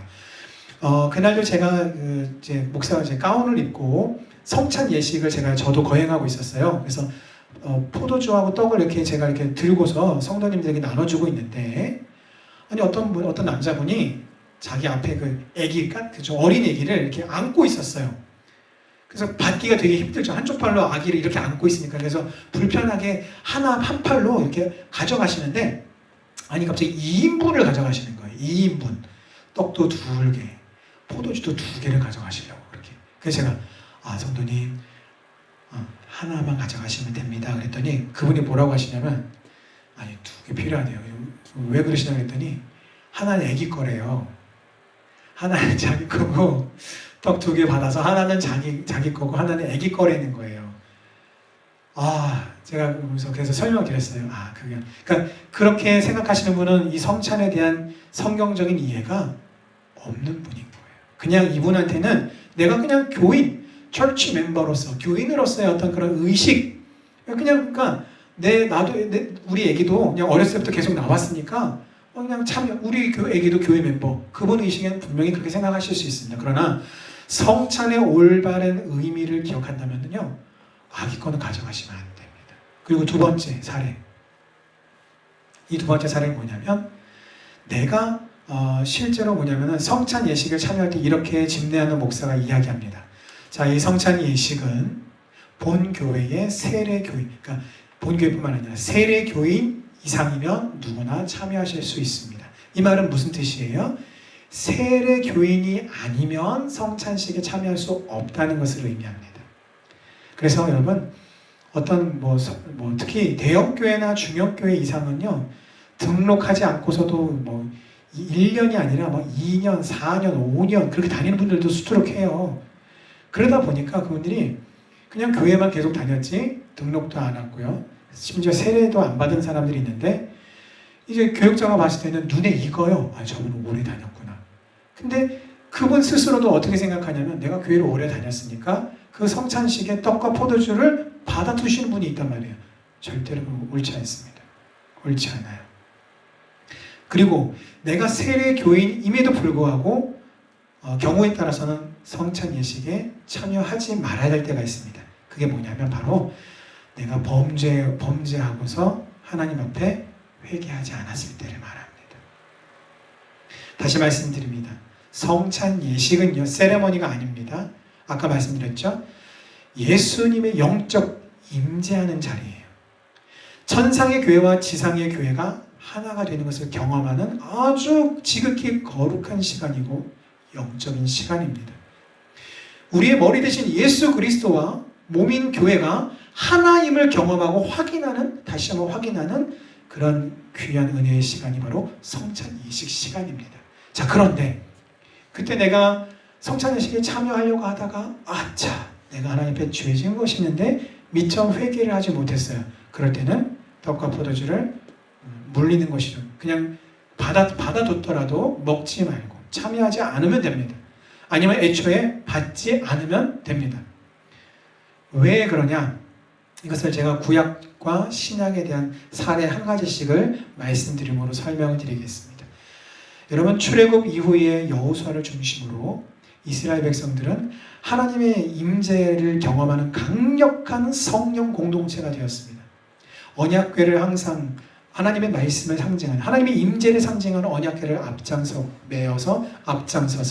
여리고성을 돌아서 말도 안 되는 난공불락의 요새를 그냥 쉽게 무너뜨렸어요. 누가요? 이스라엘 백성들이 한 거 뭐예요? 한 거 아무것도 없어요. 하나님 말씀대로 말도 안 되는 것만 했을 뿐이에요. 언약궤를 메고 하루에 한 바퀴씩 돌고 마지막 날에는 7바퀴를 돌았더니 어떻게 합니까? 함성을 지르라! 그래서 그 말씀에 따라서 이스라엘 백성들이 그 여리고성을 향해 함성을 지르자 난공불락의 여러 겹의 그 요새가 그냥 와르르 하고 벽이 다 무너져 버리고 말았어요. 그래서 쉽게 승리를 거뒀습니다. 자, 왜 그렇습니까? 지금 이스라엘은 여호수아라는 리더를 중심으로 이스라엘 백성들이 똘똘 뭉쳐서 하나가 되어 있었어요. 그 결과가 뭐예요? 거룩하신 여호와 하나님께서 그 이스라엘 백성들 그 공동체 안에 임재하심이 계속 유지가 됐다라는 거예요. 자, 그렇게 파죽지세로 말도 안 되는 그 여리고성과의 전투에서 승리 이후에 곧바로 사기가 충천한 이 이스라엘 그 백성들, 군사들이 그 다음 어디로 쳐들어갔습니까? 아주 조그마한 아이성이라고 하는 곳으로 쳐들어갔어요. 근데 그곳에서 어떻게 했습니까? 대패하고 말았습니다. 말도 안 되게 꽁지가 빠지러 도망가고 많은 사람들이 죽었어요. 그래서 이스라엘 백성들이 난리가 났죠. 그래서 여러분, 왜 그런 일이 벌어졌습니까? 제비 뽑기를 하나님께 기도했어요. 하나님, 이게 어찌된 일입니까? 그래서 제비를 뽑았더니 최종적으로 아간이 뽑혔어요. 그래서 어떻게 합니까? 아간이 하나님께서 말씀하신 대로 온전히 하나님의 것으로 구별해야 됨에도 불구하고 막 전쟁을 하다 보니까 뭐 금도 나오고 은도 나오고 비싼 외투도 나오고 어떻게 해요? 욕심이 생겨서 그것들을 가져다가 몰래 자기 텐트 밑에다가 파묻어서 숨겨놨어요. 그리고 그러니까 하나님 앞에 범죄한 것이죠. 여호와 하나님께 속한 것, 절대로 손을 대지 말아야 되는 것을 그가 훔쳐서 자기 것으로 가진 후에 그 범죄한 것인데 그 범죄, 그 죄를 져서 범죄한 상태에서 거룩한 성전에 참여하여서 아이성 전투가 벌어지고 나니까 어떻게 됐습니까? 대패했죠. 왜 대패했습니까? 최종적 결론부터 말씀을 드리면 하나님의 임재가 떠났기 때문에 이스라엘 백성들이 패배한 거예요. 이 전쟁이 숫자에 많고 적음에 달려있지 않다는 것을 여실히 드러낸 것이며 더불어서 하나님이 함께 하시지 않으면 이길 수 있는 싸움은 없다라는 것이에요. 그거 왜 졌습니까? 아간 한 사람의 범죄 때문에 그렇습니다. 아유 목사님, 말도 안 되는 큰 탱크로리에 담겨진 그 물에 작은 잉크방울 한 방울 똑 떨어졌다고 해서 무슨 차이가 있을까요? 예, 차이가 있습니다. 사람의 눈에는 그냥 여전히 맑은 물로 보이지만 하나님이 보시기에는, 하나님이 함께 하시는 그 신앙 공동체 안에 하나님이 하나의 죄도 용납하실 수 없기 때문에 아간의 한 사람의 그 죄악 때문에 거룩한 공동체성이 깨지고 만 것이에요. 하나님의 임재가 떠났기 때문에 그 이스라엘 백성들이 결국은 그 공동체성이 깨지고 아이성이 전투라고 하는 아주 작은 전투에서도 패배하고 만 것입니다. 무엇 때문에요? 한 사람의 범죄함 때문에 공동체의 하나됨이, 하나님과 연합이 깨뜨려졌다라는 것입니다. 신약에 와볼까요? 초대교회에 놀라운 성령의 역사가 많이 일어나고 또 구제하는 역사가 일어나게 되었습니다. 그래서 그때 바나바가 자신의 큰 소유들을 팔아서 어마어마한 금액을 사도들의 발 앞에 갖다 놓습니다. 근데 그걸 누가 봤느냐? 아나니아와 삽비라가 봤어요. 근데 제가 말씀을 가만히 묵상해 보니까 이 아나니아와 삽비라도 자신들의 소유를 다 팔합니다. 근데 그 말씀을 묵상을 해보면 뉘앙스가 어떤 뉘앙스냐면 하나님을 사랑하는 순전한 마음에서 그렇게 한 게 아니라 뭐야? 바나바가 어마어마한 금액을 가지고 교회에다 갖다 바쳤네? 야, 저 주목받는 것 좀 봐봐. 야, 우리가 질세냐? 우리가 질세라? 안 돼. 야, 우리도 해. 그렇게 해서 순전한 하나님을 사랑하는 마음에서 해야 할 일을, 여러분 하나님은요 절대로 사이비 이단 종교들처럼 성도들이요 당신의 재산을 다 팔아서 나에게 갖다 바쳐라 이런 거 절대로 하나님은 우리를 향해서 말씀하고 요구하시지 않아요. 만약에 그런 일이 일어난다면 그것은 철저하게 여호와 하나님을 향한 순전한 사랑의 마음에서 얼마든지 그것은 자기 스스로 선택할 수 있는 일입니다. 그럼에도 불구하고 만약에 내가 드리는 헌금이 아까운 생각이 든다. 그건 굉장히 잘못된 헌금의 자세입니다. 그런 헌금은 하나님이 받지 않으세요. 아무리 큰 금액이라도 받지 않으십니다. 예수님은 헌금의 액수가 중요한 것이 아니라 헌금을 드리는 그 사람의 마음의 자세가 중요하다고 과부의 두 랩돈을 통해서 예수님이 말씀하셨잖아요. 근데 아나니아와 삽비라는 그런 것을 다 내버리고 돋보이기 위해서, 드러나기 위해서, 인정받기 위해서 팔았는데 막상 팔고 보니까 너무 아까운 거예요. 그래서 어떻게 합니까? 다 갖다 바친 게 아니라 일부러 숨겼어요. 처음부터 작정하고 여기서부터 여기까지 다 팔아가지고 하나님한테 우리도 교회에다 내야지, 하나님께 바쳐야지, 그렇게 작정해서 팔아놓고는 그렇게 판 다음에 어떻게 합니까? 아유, 다 드리긴 너무 아깝네. 조금만 뺐단 말이에요. 그리고 그걸 가지고 갔어요. 그랬더니 성령에 충만한 베드로가 묻습니다. 아나니아야, 네가 지금 이 가져온 것이 네가 판 전부냐? 그러면 그렇게 성령께서 역사에서 물어보면 아유, 베드로 사도님 죄송합니다. 제가 잘못했으면 이랬으면 괜찮으시는데 거기다 대고 예, 전부입니다. 거짓말까지 했단 말이에요. 그때 사도 베드로가 어떻게 합니까? 네가 지금 사람을 속이는 게 아니라 하나님을 속임이라. 그리고 그 자리에서 꼬꾸라져 죽습니다. 그리고 그 시신을 메어내간 후에 얼마 안 해서 그의 부인인 삽비라가 들어와요. 근데 베드로가 똑같이 물어보는데 삽비라 역시 똑같이 속인 그 감춘 것을 속이고 예, 전부입니다. 남편과 똑같이 거짓말을 합니다. 그 결과 삽비라도 그 자리에서 죽습니다. 여러분, 왜 이런 일이 벌어집니까? 하나님께서 초대교회 때 일어나는 이 하나님과의 깊은 연합의 역사, 기적의 역사, 하나 되는 공동체의 역사를 유지하시기 위해서 죄를 용납하지 않으신 거예요. 구약 때에는 그것이 패배의 역사로 나타났지만 신약 성경 이 초대교회 안에서는 그 죄인을 하나님이 치심으로써 교회의 순전성을 보존하시는 것으로서 나타난 것입니다. 그래서 이제 정리를 하겠습니다. 성찬의 대상, 세례교인, 예수를 구주로 믿고 고백한 세례교인. 하지만 세례교인이라 할지라도 내가 형격한 죄 가운데 있는데 아직 회개하지 못했다 그렇다면 여러분 성찬식을 참여하지 않는 것이 교회 공동체성, 거룩성을 위해서 옳은 판단인 것입니다. 자, 지금까지 우리는 은혜의 방편, 말씀의 선포, 또 세례와 성찬에 대해서 함께 살펴보았습니다. 자, 이제 세 번째로요, 교회의 권세에 대해서 한번 나눠보도록 하겠습니다. 교회의 권세는요, 원천과 본질과 종류가 있습니다. 첫째, 교회의 원천은 뭐냐? 예수님이 원천이에요. 사람이 아닙니다. 이것도 단 두 가지 하면 예를 드릴게요. 교회 원천, 사람에게 있다고 주장하고 말하는 사람들이 있습니다. 어떤 목사님이 개척을 했어요. 수십 년 목회를 했습니다. 그러다가 어찌됐든 하나님의 은혜 가운데 교회가 부흥성장해서 대형교회로 커지게 되었습니다. 물론 이런 과정을 거쳐서 큰 교회가 되고 목회에 성공했다라고 하는 목사님들이 다 그렇다는 게 아니에요. 절대로. 그 개 중에 어떤 목사들은 그 교회가 마치 나의 교회인 양 교회를 쥐락펴락 좌지우지하는 목사들이 있다라는 것입니다. 절대 옳지 않습니다. 왜요? 교회의 권세의 원천은 예수 그리스도인데 사람인, 목사인 사람이 교회의 권세의 원천인 양 행사하기 때문에 그렇습니다. 반대의 경우가 있습니다. 어떤 교회를 갔더니요, 어떤 장로님이 자기의 재산을, 엄청나게 큰 재산을 가지고 교회를, 건물을 뚝딱 지은 교회가 있더라고요. 그리고 그 교회를 가만히 들여다봤더니 담임 목사가 새로 부임을 하는데 마음에 안 들어. 그러면 그 장로님이 앞장서 가지고요, 바로 아웃, 나가시오. 담임 목사를 해고해요. 자, 저는 사실은 이런 표현을 좋아하지 않습니다만 실제 말 그대로 그 안에서 일어나는 그 행위들이 해고의 행위와 똑같습니다. 마치 주식회사에서 대표 이사를 취임을 해서 네가 책임지고 실적을 내. 실적이 좋으면 네가 계속 갈 거고, 만약에 이 회사의 실적이 안 좋으면 그냥 해고 당하는 거야.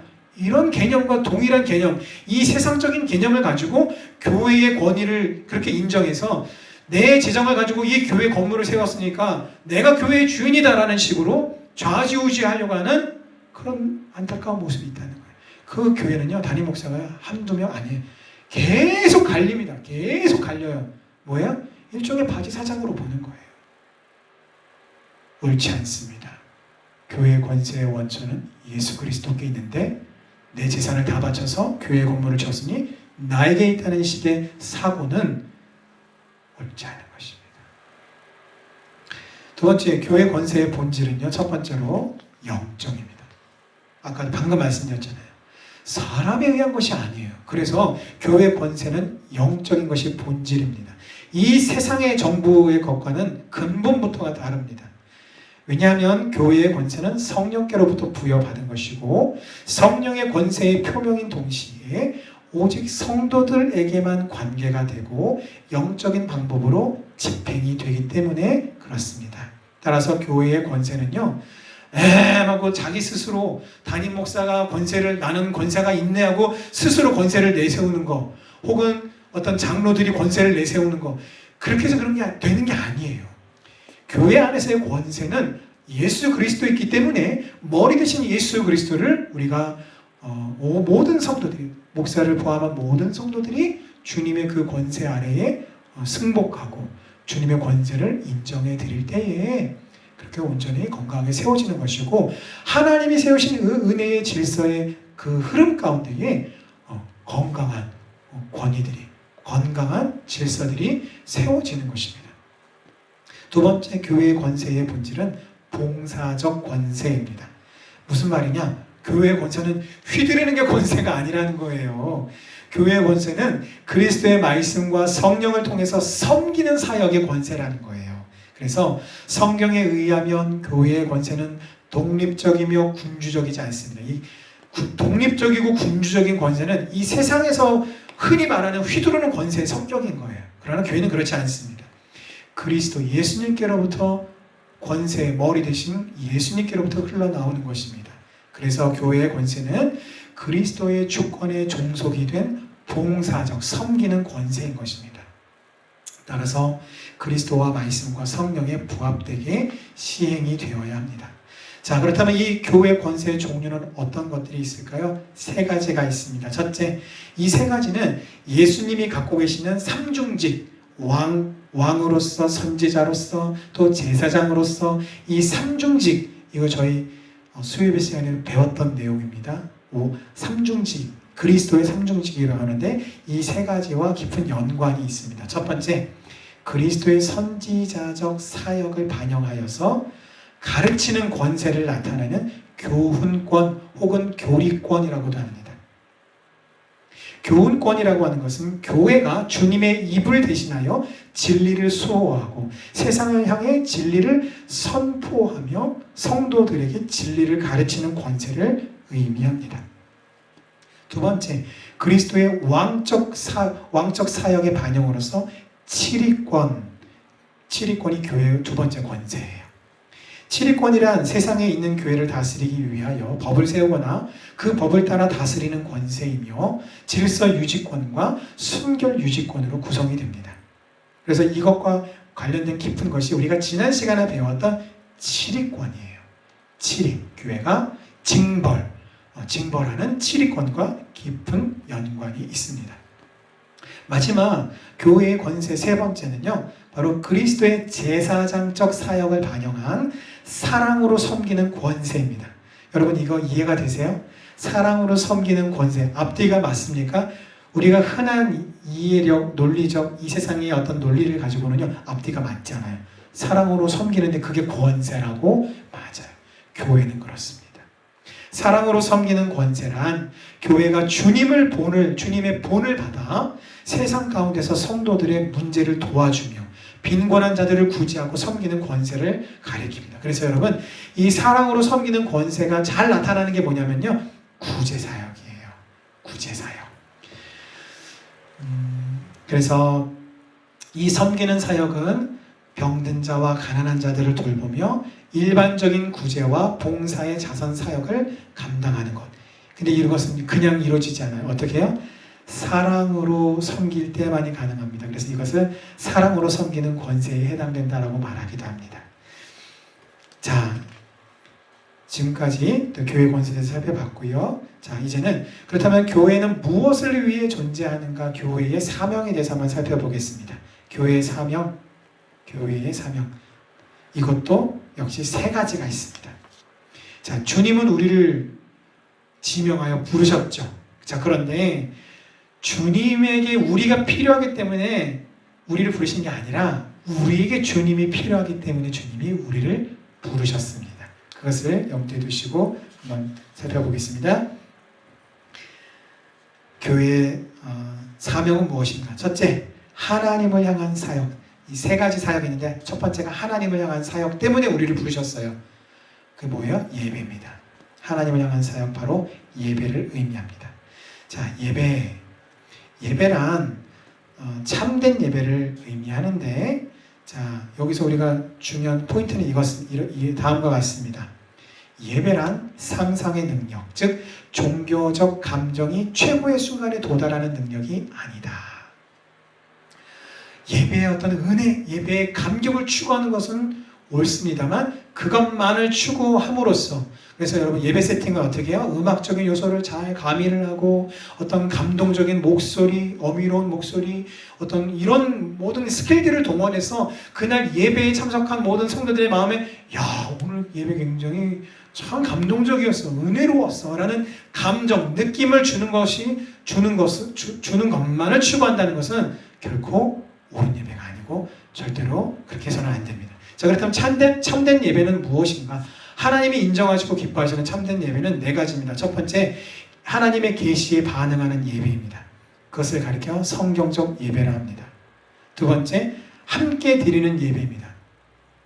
혼자 드리는 게 아니에요. 우리가 성도는 공동체로 반응합니다. 시편 기자들은요, 시편 113편 1절에서 여호와의 종아 찬양하라고 하지 않고 여호와의 종들아 찬양하라 공동체를 향해서 선포하고 있습니다.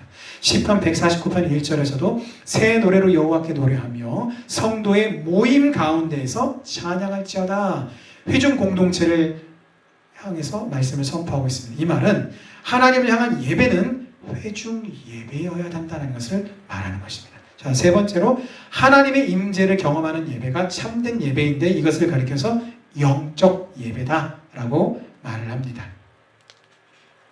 마지막으로 삶으로 드리는 성결의 예배가 참된 예배인데 삶으로 드리는 성결의 예배를 가리켜 우리는 도덕적 예배다라고 그렇게 말을 합니다. 자, 그렇다면 우리가 드리는 예배 안에는 예배는 어떤 요소로 구성이 되어 있을까요? 크게 그냥 세 가지로 보시면 됩니다. 첫 번째, 말씀 선포. 잘 아시는 내용이죠. 두 번째, 기도입니다. 그리고 세 번째, 찬양입니다. 그래서 여러분, 가만히 보시면 예배라고 하는 것은 우리로 회중, 성도로부터 하나님께 올라가는 것. 그리고 하나님께로부터 주의 교회로 공급되는 것, 위에서 아래로 내려오는 것. 이 두 가지 방향이 있습니다. 자, 이것이 교회의 사역, 사명, 교회는 무엇하는 존재인가라고 했을 때 첫 번째, 하나님을 향한 사역, 예배에 대해서 알아봤고요. 자, 두 번째 사역은 어떤 사역이냐? 성도들을 향한 사역입니다. 이것을 가리켜서 우리는 양육이라고 합니다. 이 양육은 훈련과 사역과 교제로 이루어져 있습니다. 그래서 여러분, 교회에서 어떤 훈련하는 거 필요합니다. 양육 반드시 필요합니다. 왜요? 양육을 통해서 우리는 주님을 알아가기 때문에 그렇습니다. 그리고 양육을 통해서 주님의 뜻을 행할 수 있기 때문에 그렇습니다. 그리고 더 중요한 거, 양육을 통해서 우리가 주님처럼 되어가기 때문에 그렇습니다. 자, 마지막 세 번째로 교회의 사명, 세 번째. 자, 첫 번째는 뭐였죠? 하나님을 향한 사역. 두 번째는요, 성도들을 향한 사역. 마지막 세 번째는 뭡니까? 세상을 향한 사역인데 이것을 가리켜서 우리는 전도와 구제라고 말을 하는 것입니다. 예배와 양육을 위해서 우리를 교회를 주님 앞으로 부르는 주님은 자신이 세상 속으로 보냄을 받으신 것처럼 우리를 세상 속으로 보내십니다. 예배와 양육을 위해서 교회를 부르시는 주님은 또한 오랜 세월 동안 온 세계에 교회를 보내주시어 주님을 증거하게 하셨습니다. 교회에게는 전도의 사명이 있는 것이 아니라 교회 자체가 전도라는 것이에요. 우리 자체가 복음이라는 것입니다. 우리 자신이 한 성도 주님의 교회인 한 성도가 빛과 소금이요. 우리 자체가 복음의 삶을 살아야 된다. 우리 자체가 복음을 드러내는 삶을 살아야 한다. 우리 입술로만 예수 믿으라고 복음을 전할 뿐만 아니라 우리의 삶 자체가 도덕적인 예배의 삶으로서의 예배 또한 우리 삶 자체가 복음의 내용이 되어야 한다는 것을 말하고 있습니다. 복음을 전하고 세례를 주고 그리스도의 말씀을 가르친 후에 다시 다른 사람들의 삶에도 내가 했던 것 같은 똑같은 역할을 다른 사람이 이어서 또 그렇게 사역을 감당하는 것, 똑같은 역사가 일어나고 있습니다. 이것이 하나님이 세상을 변화시키기 위해서 이 땅에 교회를 두신 이유이며 하나님 안의 전략인 것입니다. 그래서 여러분 어떻게 해요? 예수님이 3년 반 동안 공생의 기간 동안 사역하시고 정말 짧게 사역하다가 가셨잖아요. 그래서 어떤 사람 그래요. 아이고 예수님 3년 반 동안 겨우 12명의 사도들만 길러내고 가시면 어떡합니까? 3년 그 남짓 계실 거라면 12명이 아니라 몇 명이요? 100명, 1000명 혹은 그 이상으로 막 기숙사 학원 다 세워가지고 몇만 명 이렇게 길러내셨어야 되는 거 아니에요? 라고 이렇게 반문하고 말하시는 분도 있지만 여러분 예수님은요 그 짧은 공생의 기간 동안 몇 명이요? 12명의 사도들만을 길러내셨을 뿐입니다. 근데 어떻게 길러내셨어요? 함께 먹고 함께 자고 함께 다니면서 늘 하나님의 말씀을 가르쳐 주시고 그것을 예수님이 이 땅에 오셔서 행하셨던 모든 것들을 직접 바로 옆에서 보여주시고 풀어주시고 또 예수님 자신이 그와 같은 복음의 삶을 사는 모습을 제자들에게 보여주셔서 12 사도들로 하여금 주님을 아는 것, 주님의 뜻을 행하는 것 뿐만 아니라 주님처럼 되는 것까지 소수의 인원에 집중하신 다음에 그들에게 예수님 자신의 사역을 부탁하고 떠나셨다라는 거예요. 여러분, 우리는 어떻습니까? 우리 역시 많은 사람들에게 복음을 전하고 성도로 그들을 변화시키는 것 중요합니다. 그러나 더 중요한 것은 한 사람의 영혼이 깊이 있게 예수님을 만나고 변화하여서 그들이 양육받는 자리, 그래서 예수님을 알아가고 예수님처럼 또한 변화돼가고 예수님처럼 자라가는 것, 여기에까지 이르도록 우리는 그렇게 나 자신이 그렇게 되고 또 내가 복음을 전하는 대상자들이 그렇게 변화되기까지 우리가 힘을 쓰고 집중해야 된다는 것입니다.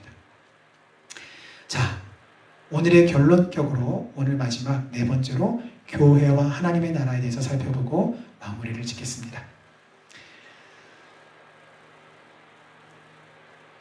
첫 번째, 교회는 하나님 나라가 아닙니다.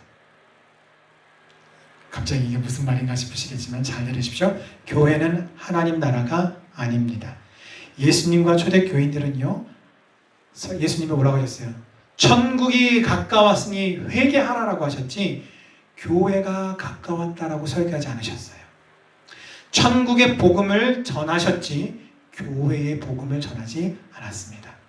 오늘날 한국의 많은 교회들이 올바른 건강한 선명한 십자가의 복음을 선포하고 전하기보다는 도덕적인 설교, 좋은 사람의 어떤 이 땅에서의 어떤 성공에 대한 것, 부에 대한 것, 어떤 예에 대한 것, 이런 쪽으로 치우친 아주 잘못된 모습들이 얼마나 많은지 모릅니다. 그래서 교회는 하나님의 나라가 아닙니다. 두 번째, 하나님의 나라가 오히려 교회를 창조하고 형성하는 것입니다. 사람들은 하나님 나라에 들어가면서 더불어 교회의 인간적인 교제에도 속하게 되기 때문입니다. 세 번째, 교회는 하나님 나라를 증거하며 나타냅니다. 네 번째, 교회는 하나님 나라의 수단입니다. 즉, 하나님의 나라가 교회를 창조한다라는 것이죠. 그리고 마지막 다섯 번째로, 교회는 하나님 나라의 관리자입니다. 왜냐하면 천국의 열쇠가 어디에 주어졌어요? 교회에 주어졌기 때문에 그래요. 그래서 사랑하는 성도 여러분, 교회인 우리에게 천국의 열쇠가 주어졌대요. 이 천국의 열쇠를 열어서 더 많은 사람들이 이 안으로 들어오게끔 하는 역할들을 우리가 감당해야 되는데, 우리가 그냥 천국의 열쇠만 손에 쥐고서 만지작거리고 아무것도 하지 않는다면 그 교회는 주님이 우리에게 명령하시고 부탁하신 지상 명령을 적극적으로 따르지 않고 직무유기하는 것입니다. 교회란 예수 그리스도가 이 세상에 세우신 하나님의 나라를 이 땅 가운데서 드러내는 종말론적인 공동체입니다. 그러므로 교회는 하나님 나라를 잘 드러낼 때에야 비로소 교회 자신의 역할을 제대로 감당하는 것입니다. 로마 캐톨릭은 하나님 나라를 교회와 동일시했죠. 그래서 여러분, 세대주의 신학에서는요, 하나님의 나라를 교회 시대와는 무관한 미래의 것으로 봅니다. 교회가 천국의 복음을 전파함에 따라서 사람들은 교회로 들어올 것이고 그들의 삶에서 하나님의 통치의 축복을 체험하기 시작할 것입니다. 천국은 교회를 통해서 계시되되, 그렇게 함으로 하나님의 미래의 통치는 우리의 현재 안에 나타나는 것입니다. 자, 오늘 받은 말씀을 우리가 기억하면서 함께 기도하기를 원합니다. 여러분, 오늘 우리는요, 교회의 존재 목적에 대해서 함께 배웠습니다. 앞으로 나는 어떻게 살아가야 할까요? 내 마음을 다하여 하나님을 사랑하라 명령하신 그 하나님의 말씀 앞에 예배자로서 나는 어떻게 살아가야 할까요? 내 이웃을 내 몸과 같이 사랑하라 명령하신 하나님의 말씀 앞에 이웃을 섬기는 사역자로서 나는 어떻게 살아가야 할까요? 가서 아버지와 아들과 성령 이름으로 세례를 주고 제자를 삼아라. 전도와 선교를 위해서 나는 어떻게 살아야 할까요? 세례를 베풀라라고 말씀하셨습니다. 공동체 안에, 교회 공동체 안에서의 건강한 교제를 위해서 나는 어떤 것을 결단하고 어떻게 실천하시겠습니까? 마지막으로 가르쳐 지키게 하라 하신 말씀처럼 양육과 훈련을 받기 위해서 나는 어떤 것을 결단하셔야 하겠습니까? 오늘 우리 받은 말씀들을 기억하며 이 시간 하나님 앞에 믿음으로 결단하며 주님 앞에 고백하며 나에게 도움을 달라고, 은혜를 달라고, 믿음을 달라고 간절한 마음으로 주님 한번 잡고 기도하겠습니다.